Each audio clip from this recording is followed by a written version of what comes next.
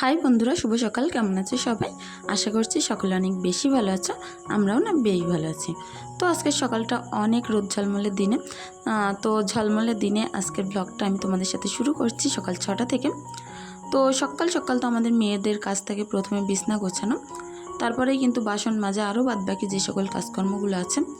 তো গ্রামের পরিবেশে আমরা যেভাবে সকল কাজকর্ম করে থাকি, তোমাদের সাথে আজ আমি সেটাই শেয়ার করতে চলেছি। প্লিজ পুরো ভিডিওটি জুড়ে পাশে থেকো। আশা করছি সকলের অনেক বেশি ভালো লাগবে। তো তোমরা অনেকেই হয়তো কমেন্ট করতে পারো যে আপু, যে এই ব্ল্যাঙ্কেটটা এখন বাইরে কেন এত গরমে?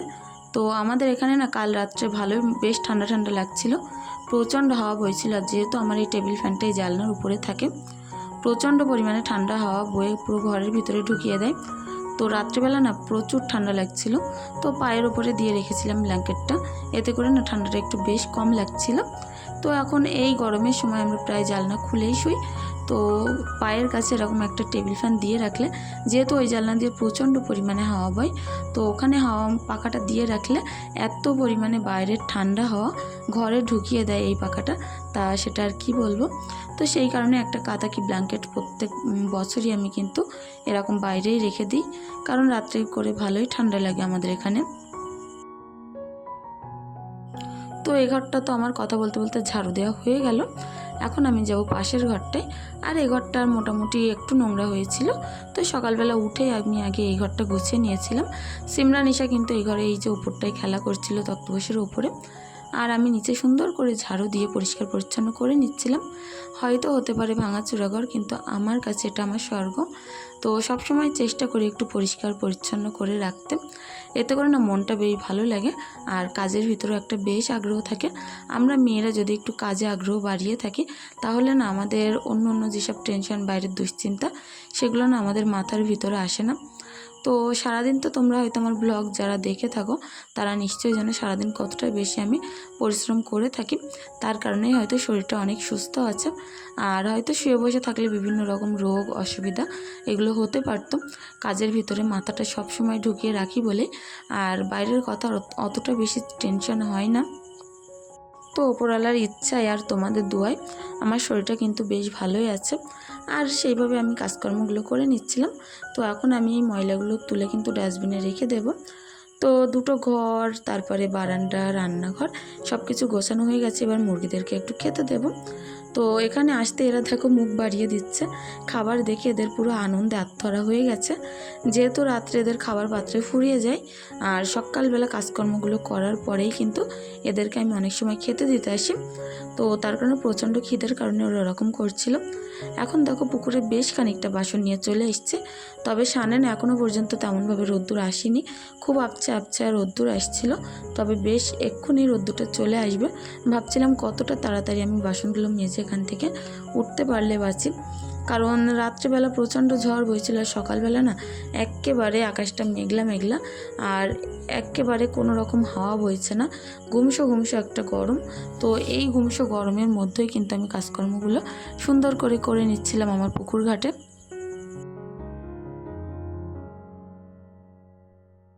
তো বেশ খানিকটা বাসন তো হয়েছেই, আর সেই সঙ্গে দুধের পাত্র, তারপরে একটা কালির হাঁড়ি আছে।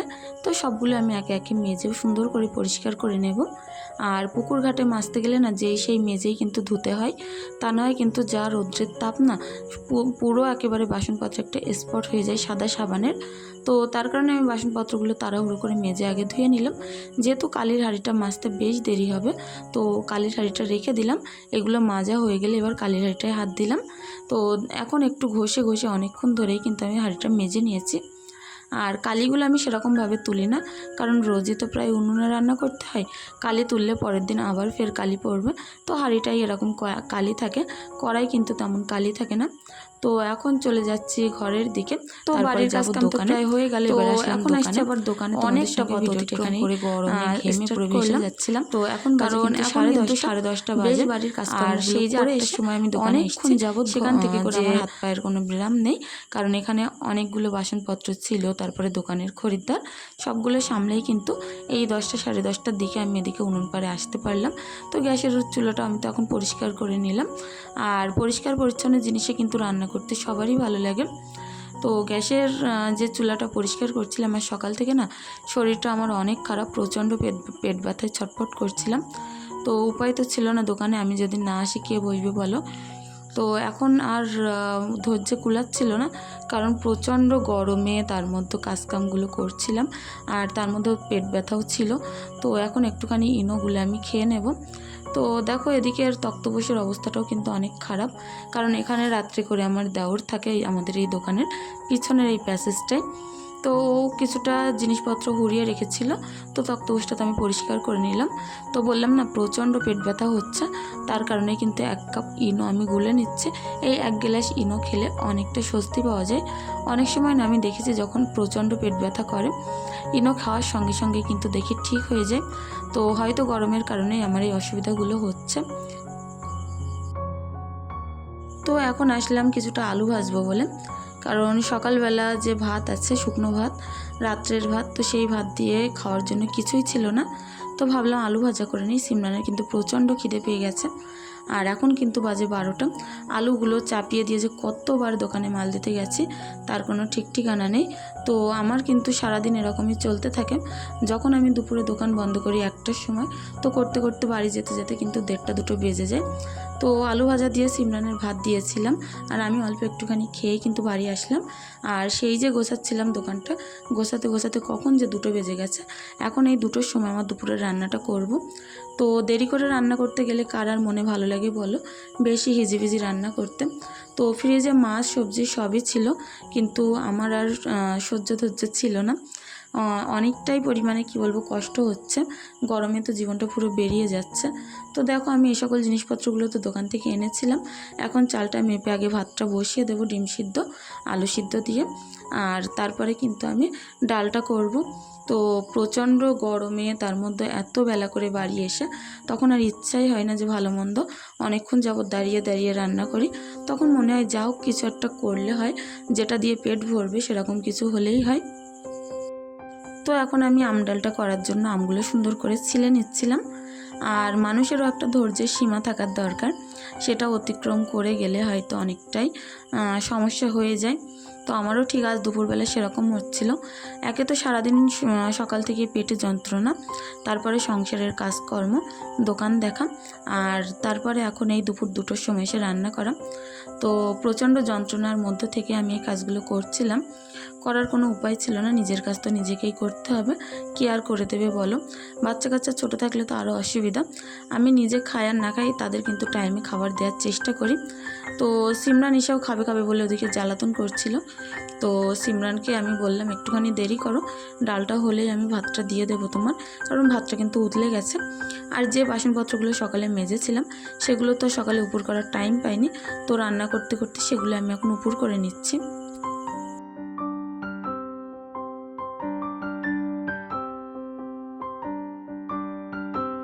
তো এদিকে তো আমি বাসনপত্রগুলো উপর করছিলাম, আর ওদিকে কিন্তু ডালটা পুরো শুকিয়ে আসছিল, কারণ পানিটা দিয়ে কিন্তু গ্যাসের ফ্লেমটা বেশ ভালোই জোরে দেওয়া ছিল, কারণ দেরি করে আস্তে আস্তে রান্না করতে গেলে অনেকটাই দেরি হয়ে যাবে। তো গ্যাসের ফ্লেমটা জোরে দেওয়ার কারণে ডালের পানিটা পুরো শুকিয়ে ডালটা পুরো শুকনো শুকনো হয়ে গেছিলো। আর ডালটা গলার পরে এখন আমি আমগুলো এর মধ্যে তুলে দেব। তো একটা আমি কেটেছিলাম আর প্রচণ্ড পরিমাণে টক আমটা, তো লাস্টেই দিলাম, দিয়ে এর মধ্যে কিন্তু আমি পানি অ্যাড করে নুন হলুদ দিয়ে নেব, কারণ এই আমটা যদি আমি সিদ্ধ করে ভালো করে রান্না করতাম তাহলে না প্রচণ্ড পরিমাণে টক হয়ে যেত ডালটা, আর হয়তো খাওয়াই যেত না। তো সেই কারণে আমগুলো আস্ত থাকতে থাকতে আমি কিন্তু ঝোলটা দিয়ে দেব। যার বেশি টক খাওয়ার দরকার হবে আমগুলো কিন্তু ভাতের সাথে ডলে নিয়ে খেয়ে নিলেই হয়ে যাবে।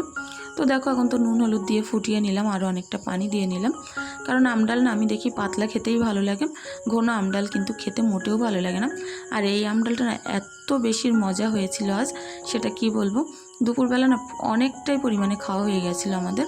তো হাজব্যান্ড তো যেহেতু দুপুরবেলা বাড়িতে ভাত খাবে না, ও তো হোটেলেই খাবে, তো আমি সিমরান ঈশা আমরা তিনজনাই খেয়েছিলাম। অনেকটা পরিমাণে ডাল আজকে আমাদের ফুরিয়ে গেছিলো। আমাদের বাড়িতে শাক আর ডাল এই দুটো জিনিস রান্না হলে দুপুরবেলা ভাত অনেকটাই বেশি লাগে। চাল আমার তার জন্য বেশি করে নিতে হয়। তো দেখো ওদিকে পেঁয়াজটা লাল লাল করে ভাজা করে তো ডালের মধ্যে তুলে দিলাম। আর এদিকে ঈশার জন্য দুধটাও কিন্তু জাল করতে বসিয়ে দিয়েছিলাম। তো দুধটা জাল করে আমি নামিয়ে নিয়ে আগের দিনে যে শুকনো আমগুলো আছে সেগুলো আর বেশ কিছুদিন রেখে দিলে হয়তো নষ্ট হয়ে যেতে পারে। তো সেটা আমি আচার করে নেব, আম তেল করব। তো তেলের মধ্যে গোটা তেজপাতা দিয়েছি, গোটা এলাচ আর যে দারচিনি হয় সেটা দিয়েছিলাম, রসুন দিচ্ছি আর অনেকটাই পরিমাণে আমি জিরে দিয়েছিলাম গোটা। তো সেগুলো দিয়ে নুন হলুদ সুন্দর করে দিয়ে ভালোভাবে ভাজবো। একেবারে লো ফ্লেমে দিয়ে অনেকক্ষণ যাবৎ ভেজে নিয়েছে। এতে করে রসুনগুলো কিন্তু সিদ্ধ সিদ্ধ হয়ে গেছে। আর এখন আমি আমগুলো তুলে দিয়ে সুন্দর করে ভাজা ভাজা করে নেব। আর এটা কিন্তু পুরো লো ফ্লেমে দিয়ে আমি সবগুলো দিচ্ছিলাম মশলাগুলো। তো এর মধ্যে এখন শুকনো লঙ্কা অ্যাড করে দিয়েছি। এবার একটু জিরের গুঁড়ো আর অল্প একটু সরিষার গুঁড়ো দেব, দিয়ে কিন্তু নামিয়ে নেব। সরিষার গুঁড়ো দিয়ে কিন্তু বেশি ভাজা যাবে না। গ্যাসটা আমি একেবারে বন্ধ করে দিয়েছিলাম। তো এখন তো আমি 500 গ্রাম তেলে এটা করেছি। কিছুদিন বাদে এতে আর 500 তেল আমি গরম করে ঢেলে দেবো আচারটার মধ্যে। আর অনেকটাই পরিমাণে রসুন ছাড়িয়েছিলাম দুপুরবেলা। তো সেই রসুনের খোসাগুলো সমস্ত রান্নাঘর ভর্তি হয়ে যাচ্ছিলো, টুকটুক করে হাওয়া বইছিল। আর রসুনের খোসাগুলো সমস্ত রান্নাঘর হয়ে গেছিলো। তো সেগুলো আমি ঝাড়ু দিয়ে দিয়ে এক জায়গায় করে একটা পেপারের মধ্যে ভরে তুলে কিন্তু ফেলে দেব। আর রান্নাঘর জায়গাটা সবারই উচিত পরিষ্কার পরিচ্ছন্ন রাখা। আর পরিষ্কার পরিচ্ছন্ন রাখলে না এখানে ইঁদুর তেলাপোকা এগুলো কিন্তু কমই হয়।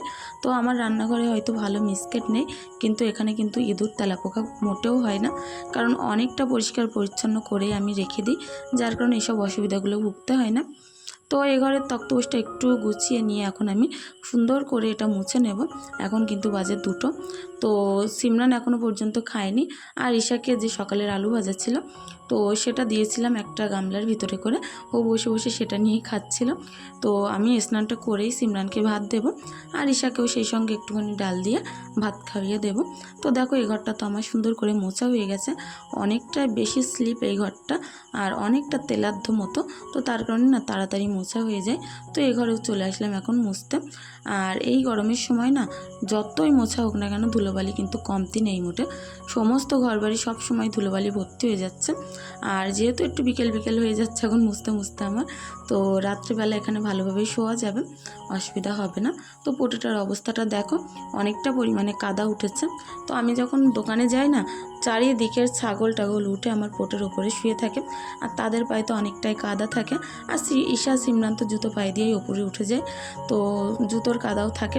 তো সেটাও আমি এখন সুন্দর করে মুছে নিচ্ছি। এতটা রৌদ্রের তাপ ছিল যে মুছতে না মুছতেই শুকিয়ে যাচ্ছিল।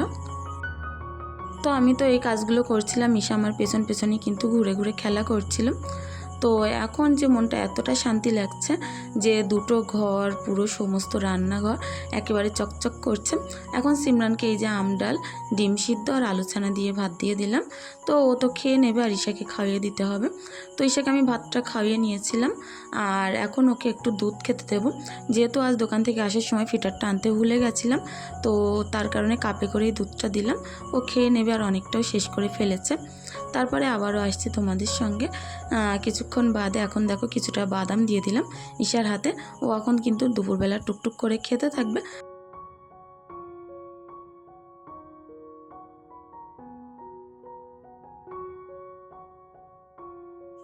তো তোমাদের সঙ্গে আবারও দেখা হচ্ছে সেই সন্ধ্যাবেলা। এখন একটুখানি দোকানদারি করতে করতে অনেকখানি কষ্ট হচ্ছিল। তো সামান্য একটুখানি গ্লুকন্ডি খেয়ে নিচ্ছিলাম। আর তারপরে খেয়ে আবারও কিন্তু রাত 8টা বাজে এখন বাড়িতে এসেছি। তো যে আচারটা আমি তো দুপুরবেলা করেছিলাম সেগুলো বয়মে বয়মে ভরে রেখে দেব। আর তেলটা আমি লাস্টে আবারও অ্যাড করব। এখান থেকে 15 দিন মতো বাদে সুন্দর করে তেলটা জাল করে এর মধ্যে আবার ঢেলে দেব।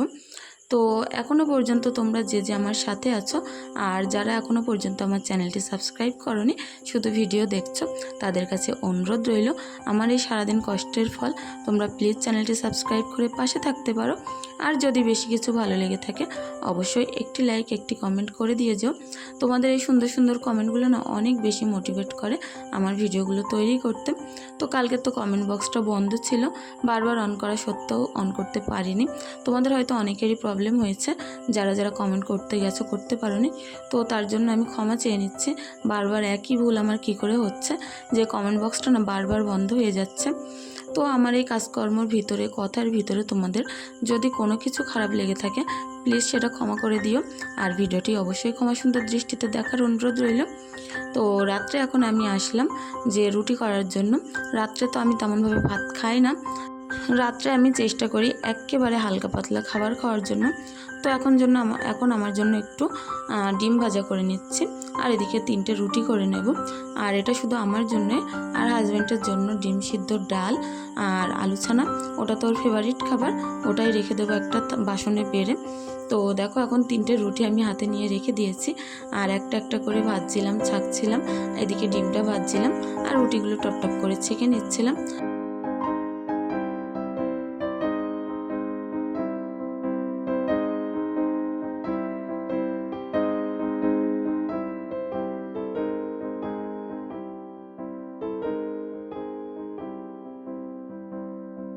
তো এখন আমার থালাটা রেডি করে নিচ্ছি। একটা ডিম ভাজা, 3টে রুটি আর 1 বাটি ডাল, এটা দিয়ে রাত্রে আমি সুন্দরভাবে খেয়ে নেব। আর হাজব্যান্ডের জন্য একটু ভাত বেড়ে রেখে দেব।